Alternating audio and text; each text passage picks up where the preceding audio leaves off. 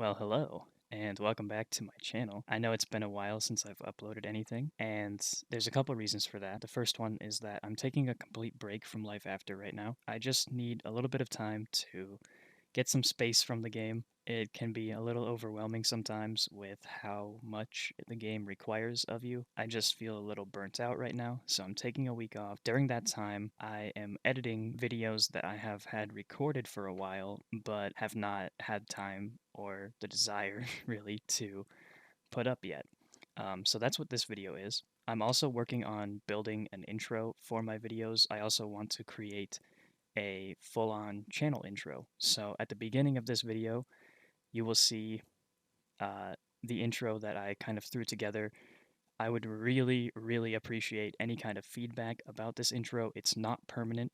I just wanted to put something together to kind of get an idea of what type of intro I want to make. And I'm willing to experiment a little bit with different ideas. So definitely, if you have any ideas for an intro or some way to improve the current one, let me know. I would really appreciate it. Soon, I don't know exactly when, but we will go back to the normal upload schedule of Friday, and my live streaming schedule is going to be Wednesday, Thursday, Saturday, and Sunday. Mid-afternoon, so about 4 p.m. Eastern, I would say, somewhere around there, until camp events are done. If invasion is at 21:30, then it will be until invasion is done, essentially. With all that said, uh, welcome back to the channel, and I hope you enjoy this. I had this video recorded a while back, and I never got around to editing it, and now that I'm not in the game anymore, I have a lot of free time, and I decided to put this together because why not? So, there you go. Enjoy.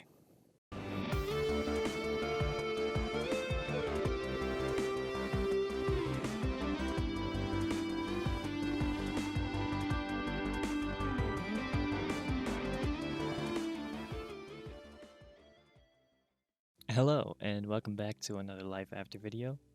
In this video, we are going to be going over every single nature tech in technology R&D, and I'm basically going to be giving you a recommendation on whether or not you should use it, or what the best case is for using each individual tech. So let's just get into it.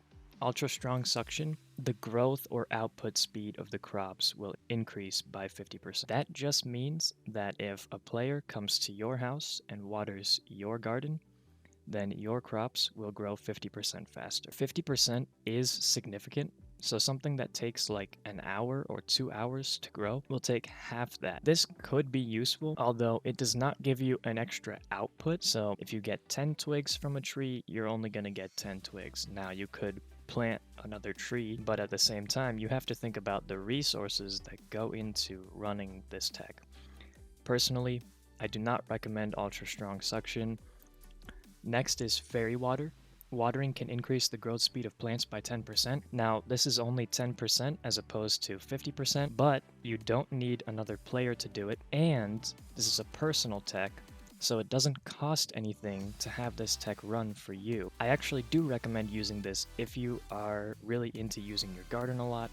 Biodiversity. In your personal farmland, the output increases by 5% for every additional crop type when you collect for the first time, to a maximum of 25%. So what this means is that if you plant 5 different crops in your farmland, the first one that you harvest will get 25% bonus output. That's not bad.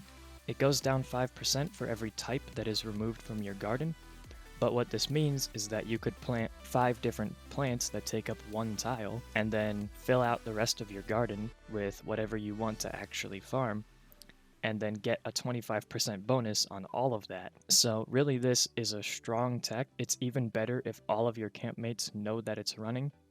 I do recommend using this on a regular basis. Just don't run it too many days in a row because it does get expensive. Common prosperity.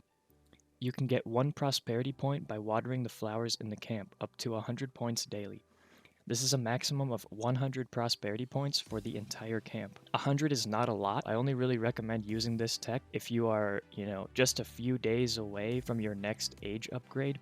and you're just a couple hundred prosperity short, and this is what you need to get you through that, you can use this in combination with Dangerous Patrolman from Military Tech, and it will get you there that much faster. However, I don't recommend using this every single day because 100 prosperity is not a lot, and it will use a lot of resources to run this tech daily.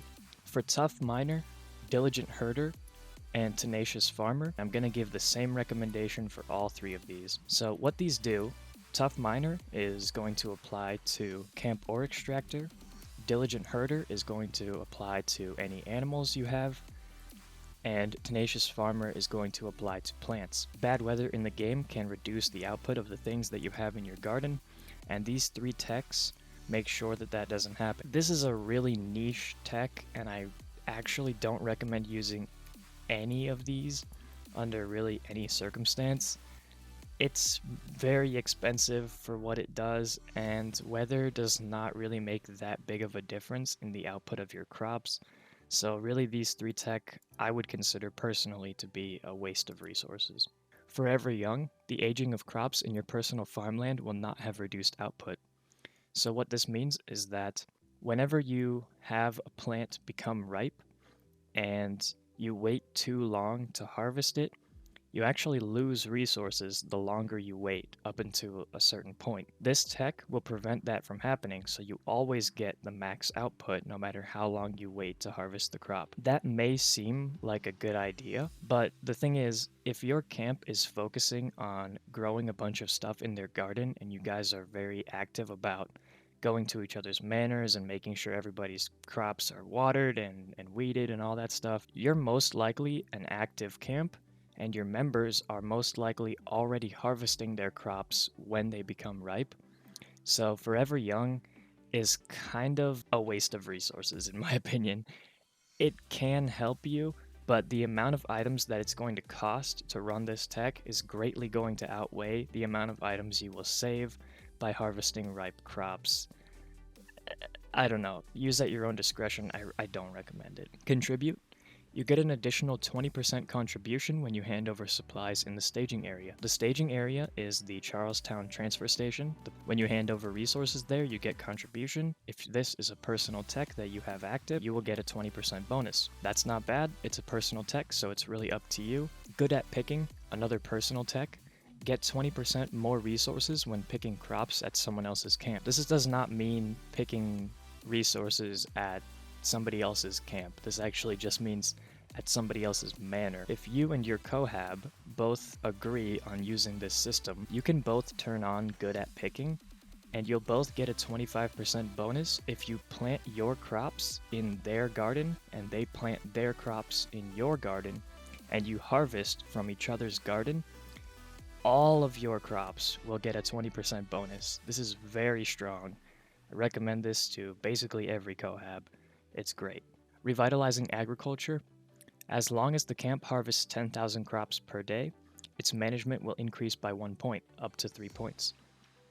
So this is pretty straightforward. You get management for harvesting crops in camp. The value has to reach 10,000, so what that means is, let's say for example, 200 little branches equals 10,000 wood in your camp vault, then you would have to harvest 200 little branches in 1 day to get that management. If you really need management and you're desperate, like if you're applying for Trade City or something along those lines, I recommend using this just for the single day that the Trade City decision is made. So if you're applying on Wednesday and the decision is made Thursday, run this on Thursday and you'll get a little bit more management, which can increase the chance that you'll actually get Trade City decision. Fried Fishmaster and Wallpaper Printer are very similar. Fried Fishmaster says that Murang will catch decorative fish for the camp. Camp members can also provide Murang with the corresponding resources to help catch edible fish. This is one of the vendor techs. Most of the vendor techs I would consider to be useless. If you really want decorative fish, don't use your camp's resources to run this tech. Just go buy them from Trade City, because decorative fish, I mean, you can get them for what, 1k gold? And running this tech for 1 day will definitely use more resources than 1k gold. The same goes for New Taste of Bait. Murang will catch better decorative fish for the camp, so this just adds more variety to the random fish that he will generate every day. You need to run Fried Fishmaster and New Taste of Bait or bomb fishing to get the bonus from these techs. So you actually have to have 2 tech active just for some fish. So I think you can kind of determine for yourself that this is a joke. Bomb fishing, Moorang fishes faster than before, and you need a fried fish master to do this, so he will generate more fish per hour. Use at your own discretion. I really don't think these are worth running. It's very expensive, and fish is not exactly a difficult thing to acquire. Wallpaper printer is a little bit different, but it does exactly the same thing. Armite makes wallpaper for your camp. Camp members can ask him to log wood and mine stone. Now, about the wood and stone, I don't really think this is worth it because you have to give him resources to get that wood and stone, and you can just buy wood and stone from your vault exchange, so that seems kind of like a waste. The wallpaper can be kind of neat. You know, it's a free wallpaper essentially, but it does cost some resources from the camp vault. So, you know, you turn this on for a couple of weeks, you store up a whole bunch of wallpaper, and then you give it out when somebody requests it. That's what we do. We have a ton of wallpaper saved up, and if anyone ever needs some, we can just send it right out. Printing new product is just like new taste of bait. Armite can make a wider range of wallpapers for your camp, so when you have wallpaper printer active and you also have printing new product active, Armite will produce a different variety of wallpapers every day. Speed up printing. Armite became more dexterous, so this just means that he will produce more wallpapers per day. And again, you need to have this active alongside wallpaper printer. Recycled water. Various automatic devices in Western courtyards, water, weed, and play have a 20% chance to not consume resources. Various automatic devices in Western courtyards.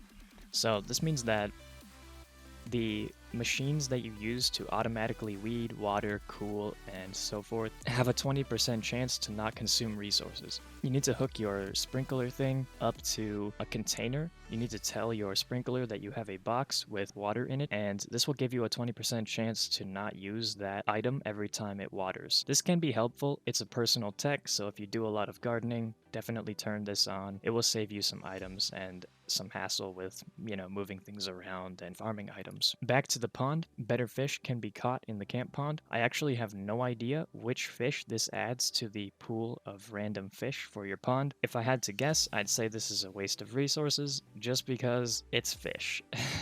You know, if it gave you koi, then, you know, maybe it would be worth it, but I kind of highly doubt that. It just seems like it's not worth running for the amount of resources that it costs to run tech, all that for just some fish. High pressure furnace. This is an awesome tech.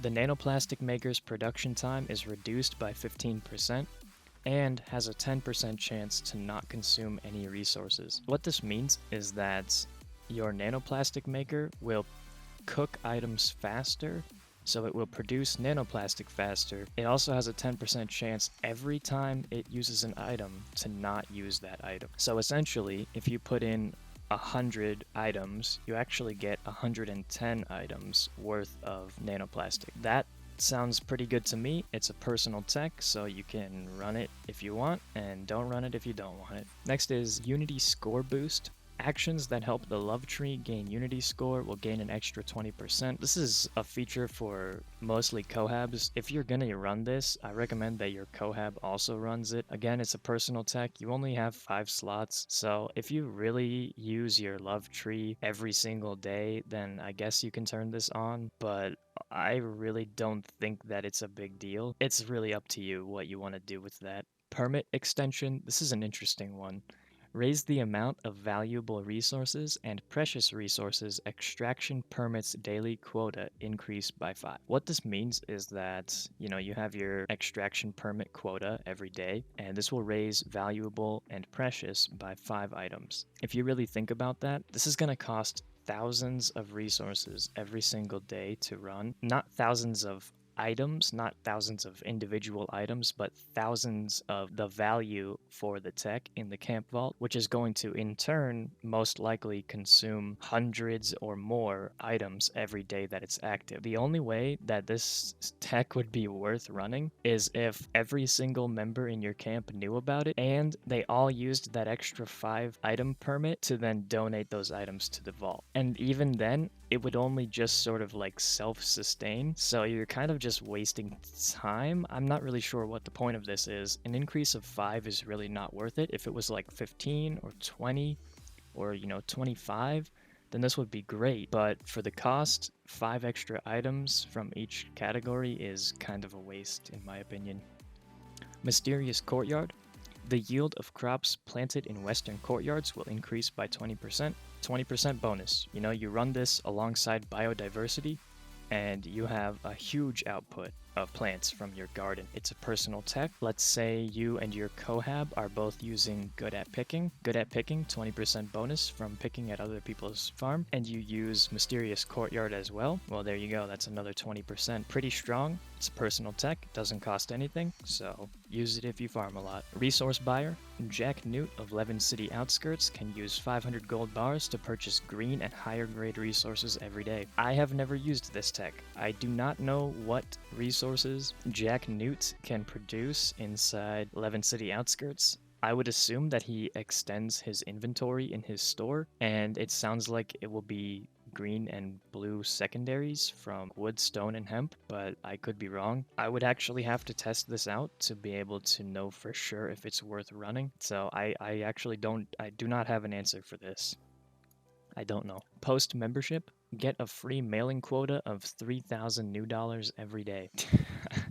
I mean, if you're really trying to find one personal tech to put in your last, like your 5th slot, and you can't think of anything, then this is the tech that you put in there, because 3,000 new dollars, if you're shipping a lot of items every day, I guess saving 3k would be kind of nice, but 3k is really nothing, especially at information age where you're going to be so high level that new dollars, I mean, you're going to have millions and millions. 3,000 really means nothing. I think a tech like recycled water or something like Mysterious Courtyard or Contribute or something else that gives you a bonus to items is gonna do more for you than 3,000 new dollars. It really depends on what you want. Do you want items or do you want new dollars? It's up to you. Fish Pond Expansion. The daily vigor limit at the fish pond is raised by 150.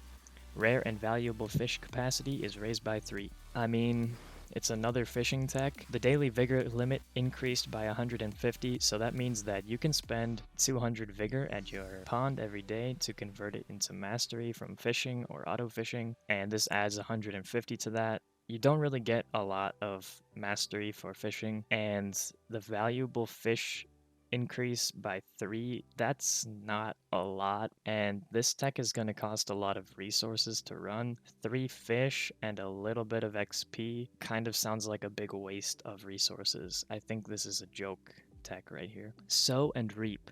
When harvesting plants in the manor, gain a 5% chance of receiving plant seeds of the same type. This is actually a neat tech. Once your camp has this unlocked, which it's going to take some time, because if you look at some of these previous ones, 336,000 tech points. Yikes. So every time you harvest something that can drop seeds in the wild, you have a 5% chance of actually getting one from your garden. This is neat because it can kind of make it easier to self-sustain your garden. You will have to buy seeds less often, especially saplings. You'll have to buy them less often from the gathering teams. And it also makes things like hemp seeds easier to get because you can't just go buy castor seed from gathering team. You have to actually get them from harvesting hemp. So this is kind of neat. I think this is worth running. If your camp has like a day where you focus on gardening, I would run this alongside biodiversity to kind of get the maximum effect. If people are using biodiversity to the fullest extent, then they're going to get more seeds because this will be running alongside it. Finally, the last one. TV shopping membership. Probably the stupidest tech in the entire tree for all categories.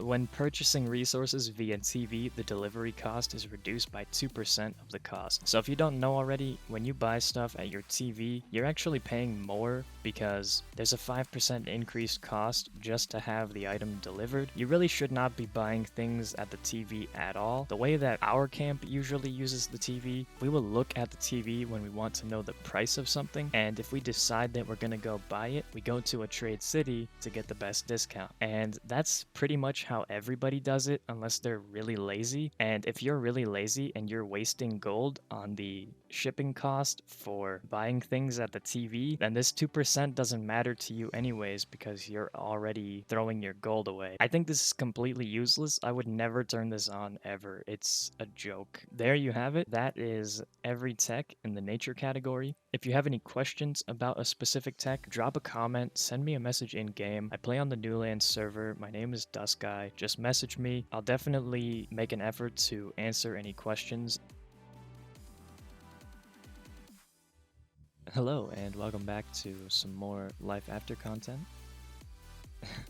Is this even content? Fried Fishmaster says that Murang will catch... Lovely. Excuse me. Raise the amount of valuable resources and precious resources extraction permit. Let's try that again. Permit extension